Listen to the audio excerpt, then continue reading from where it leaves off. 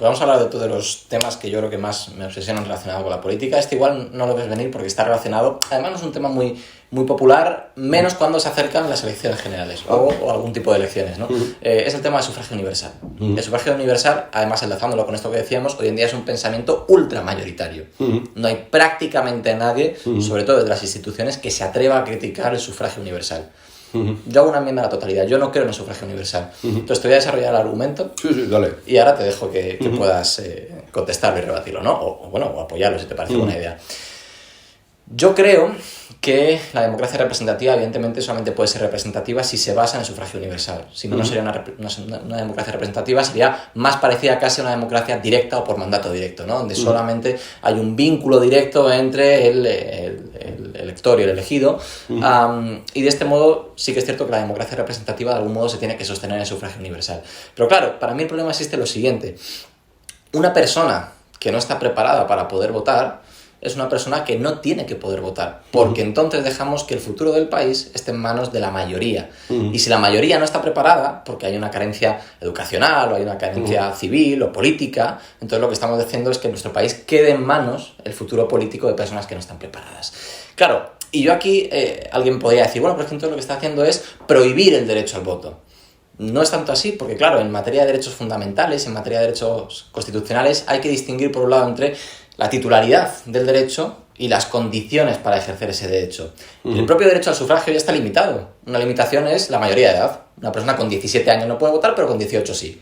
¿Podría una persona con 17 años llegar aquí y decir, oye, es que se me está prohibiendo mi derecho a votar? No, porque como persona física, residente en España, nacionalizada en España, en ese supuesto, tiene la titularidad del derecho al voto, pero no cumple las condiciones para poder votar. Y ahí es cuando llego yo y creo que habría que añadir una condición más para poder ejercer ese derecho al voto, que sería acreditar de algún modo, y aquí podemos ya seguir el debate, que una persona está preparada para decidir el futuro de un país, ¿no? Yo creo que una manera óptima de hacerlo sería pues con un sistema similar al que uno necesita para sacarse una prueba de acceso a la universidad o un permiso de conducir, que sería un examen donde se pusieran a prueba unos conocimientos mínimos para que una persona pudiera acreditar que efectivamente está preparada para ejercer ese derecho al voto, ¿no? Alguien me puede decir, bueno, pero es que entonces todas las personas tienen el derecho a ser representadas, o todas las personas pueden tener intereses políticos. Sí, es cierto, pero en el mundo del derecho, el derecho siempre va aparejado con una obligación. Y si uno quiere ejercer un derecho, tiene que tener o llevar a cabo alguna obligación. Oye, yo puedo manifestar que estoy muy interesado en ser neurocirujano, que si yo no estudio medicina, no hago antes una prueba de acceso a la universidad, no hago antes un bachillerato, no sigo después con el MIR o con lo que me toque hacer para llegar a ese puesto, por mucho interés que yo tenga, jamás voy a poder ejercer esa profesión, ¿no?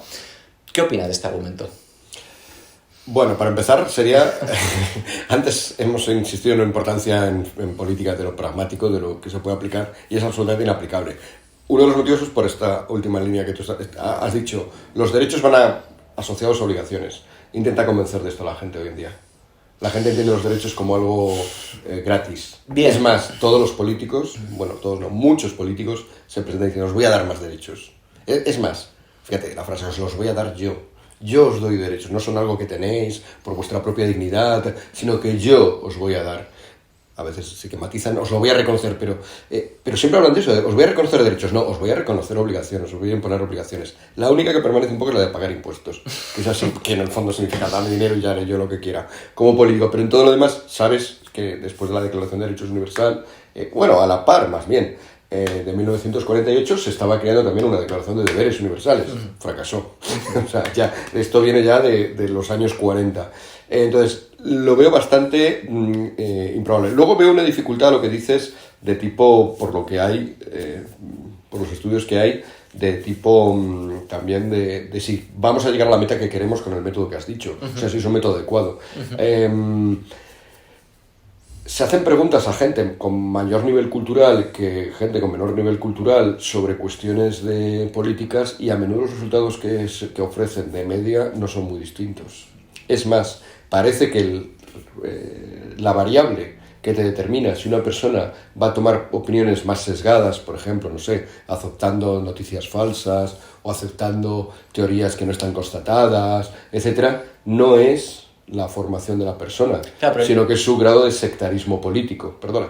Y si uno es muy sectario, si uno es muy sectario, si está muy implicado en la política, seguramente que será el que tenga mejores notas en ese examen. Luego favorecerías, curiosamente, a medida que subas el nivel, favorecerías cada vez más a los más sectarios y a los más alejados de la realidad, probablemente en vez de a los más sensatos.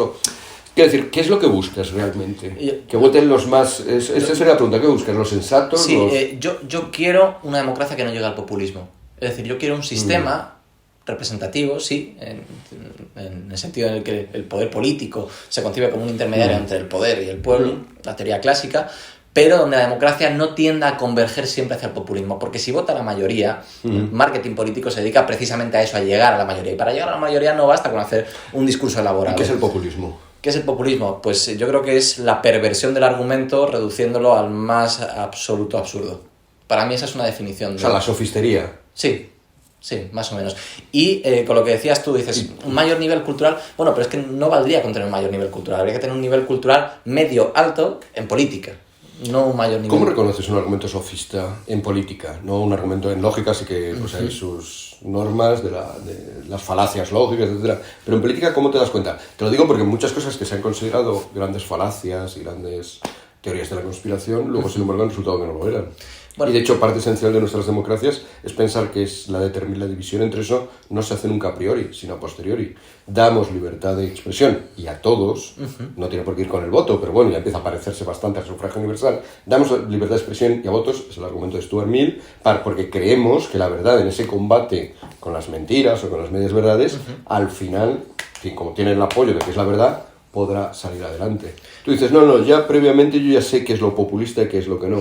Bueno, no sé si sé lo que es lo populista o lo que no, pero creo que es identificable. Es decir, no sé si yo tengo la verdad absoluta, pero creo que se puede identificar de una manera muy sencilla. Cuando un eslogan no va acompañado de argumentos, solamente eslogan. Y cuando el eslogan está dirigido a captar a un número mayoritario de personas... Tenemos claro lo que te decía, las personas más inteligentes y más sectarias son capaces de darte argumentos prácticamente de todo. Es una cuestión de habilidad. Sí. Una habilidad técnica, de hecho, que es lo que estás pidiendo. Solo quien tenga cierta habilidad técnica, de hecho, sería una forma de tecnocracia lo que estás defendiendo, ¿no? Sí, más o menos. Solo quien tenga... Bueno, pues que existe también una técnica para... De hecho, habría una técnica para aprobar esos exámenes, como hay una técnica para aprobar, para que te salgan mejor los exámenes de conducción, etcétera. O sea, bueno, perdona, porque parece ahora que te estoy entrevistando yo a ti, pero si me dejas, yo es que no coincido con, yo creo que si equiparas no coincido con tu definición de populismo. Si populismo es sofistería, estamos en contra de la sofistería, creo que, bueno, menos los sofistas, claro, pero estamos todos en contra y tendríamos que buscar métodos y bueno, y seríamos muy razonables, pero como los dos estamos en contra de lo irrazonable, seguramente que llegaríamos a conclusiones muy interesantes y nos aportaríamos mucho el uno al otro. Pero yo creo que el populismo no es eso. Vale. Ya está la palabra sofistería, ya está la palabra demagogia, ya está la palabra engaño, propaganda, todo eso ya está. Yo creo que el populismo nos puede aportar, en una discusión política, otra luz. De hecho, voy a decirlo, pero bueno, ya lo tengo por ahí escrito. Para mí la palabra populismo es positiva. ¿Por qué? Porque el populismo para mí es el centrar la política en el populus, o sea, en el pueblo. Y por lo tanto empiezo a ver que populismo y democracia, que es demos, es la misma palabra, solo que en griego, populus, demos, pues a lo mejor sí que tienen que ver. ¿Y qué significaría en nuestra circunstancia hoy, en el siglo XXI, apostar por el pueblo? Pues es que conecta muy bien con lo que venimos hablando. Es que resulta que quienes están introduciendo, primero socavando la civilización que tenemos y después introduciendo otras nuevas visiones civilizacionales, ya sean woke, ya sean medio woke, ya sean islámicas, ya sean cualquier otro tipo, quienes están haciendo eso, lo están haciendo desde las élites. Esto no es ya hemos dicho antes que el que algo venga de las élites no es por sí malo. Si la élite defiende el bien, pero es que yo estoy convencido de que estas ideas que están sosteniendo son peores que las potencialidades que tiene, de lo que ya había hecho, porque ya había hecho mucho y bueno en nuestra civilización, pero sobre todo lo que podría seguir haciendo. Yo creo que son peores. Y por lo tanto, ¿cuál es mi defensa frente a esas élites que hemos citado ya, políticas, empresariales, del mundo del entretenimiento, periodísticas, intelectuales? Frente a todas esas élites, que mayoritariamente creo que hoy todas en Occidente son woke, ¿qué me queda como fuerza política? El pueblo, el populus. Claro. Y por lo tanto, creo que el pueblo todavía, que es donde está, por cierto, y fíjate, estamos conectando todos los puntos de la entrevista, o sea que aunque parecía una pregunta súper concreta, creo que viene muy a cuento. Suele pasar, mira, y además esto corrobora lo que te digo, que es mejor a veces partir de cosas concretas porque así llegamos a todo. Es lo que... se me ha ido por decirte esto. Bueno, o sea, frente a todo esto, la gente, sí, ya sé que contestaba, la gente que tiene este cristianismo cultural, heredado, desfalleciente a veces menos, pero bueno, que todo está ahí, desde ahí creo que es la fuerza fundamental que podemos tener ahora para hacer frente al otro. Ya. Y por tanto yo veo como un aliado en mi lucha política al pueblo. No soy antipopulista, sino que intento contarle al pueblo. Tampoco soy anti-élites, porque de hecho creo que lo que me gustaría es que las élites, desde el mundo del audiovisual, o sea, muy buenos directores de cine, o desde las universidades, muy buenos profesores, me ayudaran en esto. O sea, que no estoy contra las élites, pero claro, creo que desde ahí puedo encontrar una solución a los problemas que nos hacen. Claro, si esa es la definición del populismo, bueno, yo también pensaría que el populismo es bueno, ¿no? Si el populismo es acercar la democracia al pueblo, sí. Bueno, pero claro, no, pero tu teoría iba en la dirección contraria. Claro, efectivamente. Voy a crear una élite nueva. No exactamente, es decir, yo creo que... una élite nueva de votantes. Comparto contigo la idea de apostar por el pueblo. ¿Pero qué es apostar por el pueblo? Para mí apostar por el pueblo es formar al pueblo. ¿Formar al pueblo en qué? En cultura política. ¿Y en cultura política para qué? Precisamente para que el populismo negativo, más nocivo, más parecido al sofismo, no provoque más polarización social de la que ya tenemos, ¿no? Pero esta polarización, creo que ahí discrepamos también. ¿Por qué discrepamos? Porque creo que la polarización no es ni buena ni mala, per se. La polarización es como una respuesta a algo que está pasando. Sí. Es como si dices, los glóbulos blancos o los leucocitos son buenos o malos, un incremento en ellos. Bueno, es bueno cuando estás sufriendo un ataque de una infección, por ejemplo, el herpes que acabamos de mencionar ya. O sea, ahí es bueno, si los tienes muy altos, muy exagerados en general, a lo mejor tienes un problema. Yo creo que la polarización, una sociedad que esté polarizada per se, y porque sí, porque todo el mundo no se soporta y porque no hay desunión, obviamente todos lo contemplamos y es malo, pero en una situación en la cual, volvemos a la realidad, hay una élite que está intentando transformar tu civilización y que eso cree defensas, ¿no? Inmunidades, reacción en contra y que por lo tanto la cosa se tensione, a mí no solo no me parece malo, sino que te voy a decir más, me parece insuficiente. Estamos poco polarizados, tenemos que estar más polarizados. Pero el problema es que no estamos polarizados contra las élites. Es más, yo creo que si tú te pusieras aquí mismo, abajo de esta calle, a propagar el discurso de las élites, muy pocas personas estarían concienciadas de que existen y muy pocas personas comprarían ese argumento. Por eso la polarización no es contra las élites, es entre nosotros. Y sosteniendo el argumento de las élites, quizá es una de las propuestas de las élites, que nosotros estemos polarizados entre nosotros. Por eso yo creo que... ¿A qué te refieres concretamente? ¿A qué polarización te refieres? Polarización política, es decir... Sí, pero dime cuál. Porque en algunos casos esa polarización entre nosotros es porque algunos ya han sido, perdón por ser un poco burdo, abducidos por las élites woke, y obviamente el señor que ha sido abducido o la chica que ha sido abducida por la convicción de que en su educación o por las series que ha visto en televisión, de que todos los varones son violadores, ni siquiera potenciales violadores, lo que pasa es que a veces lo hacen y a veces no. Esa chica que está ya convencida de esto, obviamente cuando yo empiece a criticar el feminismo actual, me va a reaccionar. Y me dirías, tú ves, ya estáis polarizados en el pueblo, por la calle, en el sentido de que me la encuentro por la calle y sale el tema. Bueno, sí, pero es que ella ya ha sido abducida del otro lado. Entonces yo lo que creo es que nos queda la esperanza de que una mayoría de gente todavía no sea como esa chica, una mayoría de chicas no sean como esa chica, una mayoría de mujeres no sean como esas chicas. Y yo creo que eso solamente se puede conseguir a través de formar a la población en cultura política. Sí, pero a ver, somos universitarios, o sea, no vamos a hablar en contra de la formación. O sea, el hecho de, pero no veo que eso desemboque en la tecnocracia que estabas diciendo antes, ni creo que desemboque en un repudio del populismo. Yo creo que no, yo creo que al final, tal como están establecidas, es más, es que no me extrañaría nada, y espero que a ti no te extrañe, porque si te extraña es que todavía no conoces muy bien lo que tenemos enfrente. En ese examen empezaría por cuestiones más básicas, más constitucionales, pero un buen día te meterían preguntas sobre el feminismo. Bueno, y si respondieras inadecuadamente estarías fuera. Habría que tener herramientas, habría que diseñar herramientas para poder impugnar preguntas que no fueran puramente objetivas.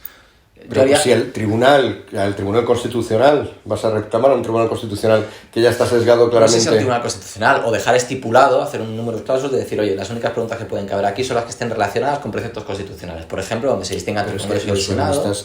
Las feministas radicales piensan que lo que ellas dicen es una conclusión lógica de los preceptos constitucionales, del artículo 14 en este caso. El principio de igualdad. Claro. Pero no hace falta preguntar por el principio de igualdad para entender un conocimiento mínimo de política. Es decir, ¿qué tipo de sesgo puede caber en preguntar la diferencia que hay entre la composición y el funcionamiento del Congreso y el Senado? Una persona que no sabe distinguir. Eso sí, si fuera solamente claro. ¿Pero tú crees que aprenderse eso de memoria incrementaría la calidad de... La gente que tuviera la molestia, que se tomara la molestia de aprenderse, sí. Yo creo que... Por lo menos garantizaría que la persona sabe a lo que está votando. Porque una persona que no sabe distinguir entre Congreso y Senado es una persona que no sabe a lo que está votando. ¿Estaremos de acuerdo? No, no estamos de acuerdo. ¿Por qué? Porque es mucho más... A ver, la comunidad política no es... ¿En qué curso estás? En cuarto. En cuarto ya, claro, ya estás muy juridificado. La comunidad política no es un conjunto de leyes, no es un conjunto de textos, aunque sean tan excelsos como la Constitución. Eso no es lo que crea la comunidad política. Esto es así porque lo dice la Constitución. Bueno, alguien tiene que leer esa Constitución primero, interpretarlo, alguien tiene que aplicarlo después, puede querer o no querer. La comunidad política está hecha, ya digo, no de leyes, está hecha de personas. Es verdad que está el viejo, tan viejo como que es de Aristóteles, la vieja ambición de vamos a dejarnos gobernar por las leyes y no por la gente, que significa vamos a tener normas generales para todos y no cosas particulares de que este quiere una cosa, este quiere lo otro. Vale. Pero al final, y Aristóteles, al cual he citado a propósito de esto lo tenía súper claro, los que forman la comunidad política son humanos. Entonces, cuando yo tengo que confiar a alguien en el gobierno, que es lo que ocurre en unas elecciones, me estoy fiando de un ser humano. Es un acto de fe, por cierto, conecta también con lo que hemos estado hablando antes de la fe, aunque sea en otro nivel, obviamente. Yo no espero que Pedro Sánchez nos dé la vida eterna.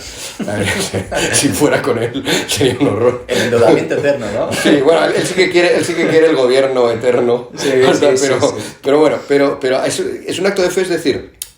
Y mira, creo que conecta bien con lo que hablábamos, porque a veces hablamos de la fe como si fuera una cosa solo religiosa. Yo creo que una sociedad está llena de actos de fe, de unos en otros. Sí, yo cuando te he invitado a ti, daba por supuesto que no me ibas a destrozar la casa. Y así ha sido. Yo cuando te he invitado, y así ha sido. Y tú dabas por supuesto que yo no te iba a empezar a arrojar los vasos, aprovechando que, ¿sabes? O sea, que estamos... lo humano es fundamental, incluso en la ciencia. Tenemos que tener fe en que esos científicos, de hecho hay científicos que desconfían de que otros hayan hecho un descubrimiento y se ponen a constatarlo, si no lo constatan, lo quitan, y al final tenemos fe porque muchos han intentado. O sea, la noción de fe o de falta de fe es fundamental para todo el humano, incluida la ciencia, no digamos ya la política, y por lo tanto, cuando alguien vota a Pedro Sánchez o al que sea, Feijóo, a Abascal, en el fondo es eso, es un acto de confianza. Los actos de confianza no los puedes reducir a ¿pero te sabes bien la diferencia entre Congreso y Senado?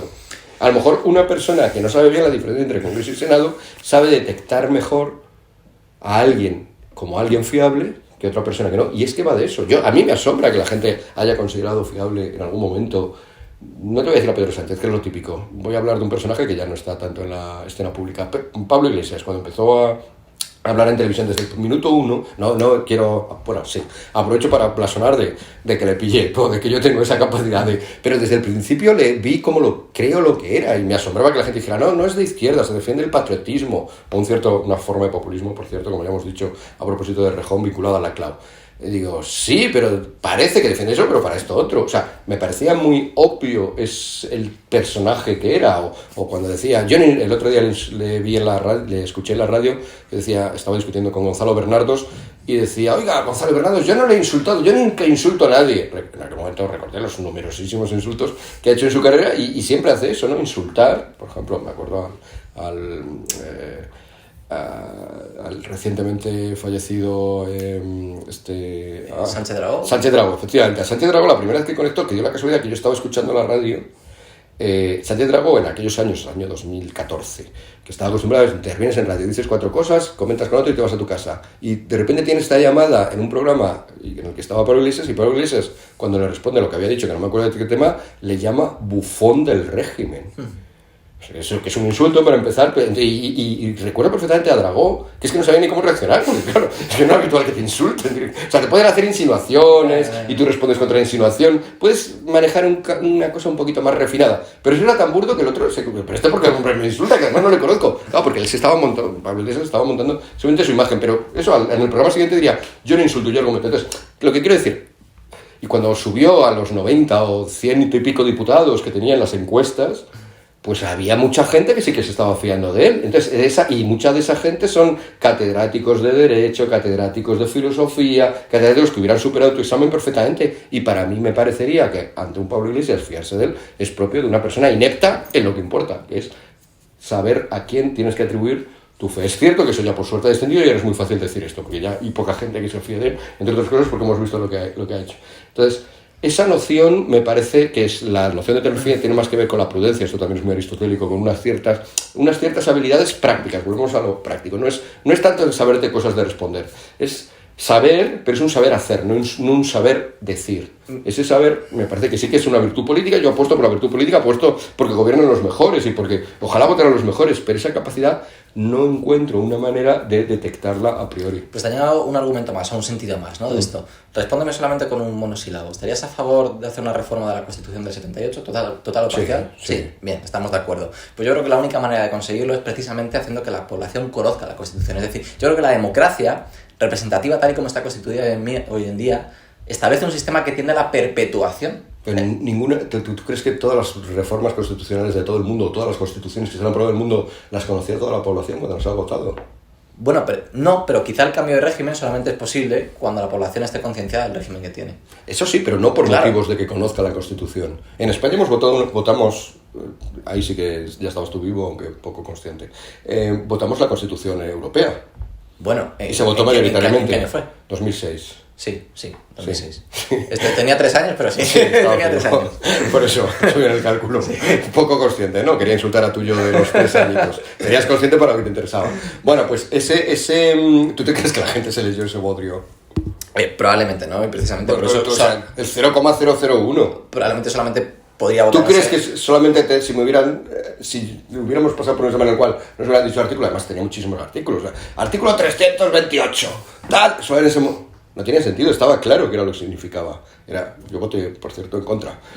Estaba claro lo que significaba en el sentido de qué idea de Europa se quería, una Europa que cada vez adquiriera más poderes o una Europa que no. Y hubo países que lo captaron perfectamente y prefirieron el no, y por eso la Constitución al final no salió, ¿no? Porque hubo varios países que votaron en contra.